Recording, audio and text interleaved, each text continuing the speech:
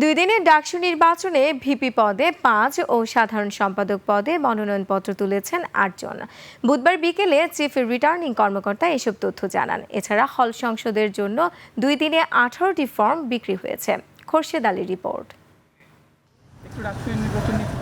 দীর্ঘ ৬ বছর পর আবারও ডাকসু নির্বাচন। ফ্যাসিবাদমুক্ত বাংলাদেশে প্রথম গণতান্ত্রিক পদ্ধতিতে এই নির্বাচনের আশায় উন্মুখ ঢাকা বিশ্ববিদ্যালয়ের শিক্ষার্থীরা। আমি জীবনে প্রথমবার ভোটটা দিবই হচ্ছে ডাকসুর এই ভোটটা, সুতরাং এটা আমার জন্য একটা বিশেষ একটা ব্যাপার। আমরা এক্সপেক্ট করছি যে ভোটটা ভালোভাবে সুষ্ঠুভাবে সম্পন্ন হবে।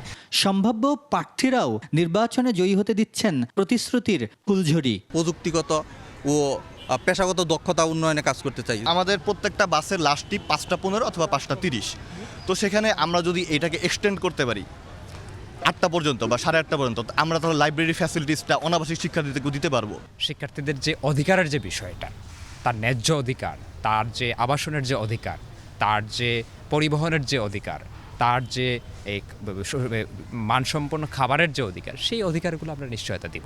১২ই আগস্ট থেকে শুরু হয়েছে মনোনয়নপত্র বিক্রি। সুষ্ঠু নির্বাচন আয়োজনে কাজ করে যাচ্ছে বিশ্ববিদ্যালয় প্রশাসন।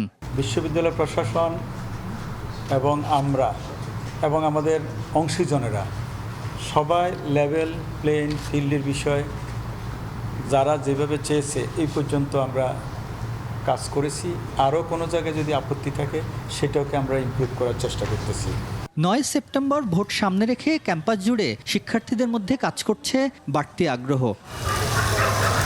খোরশেদ আলী, ২১ টেলিভিশন, ঢাকা।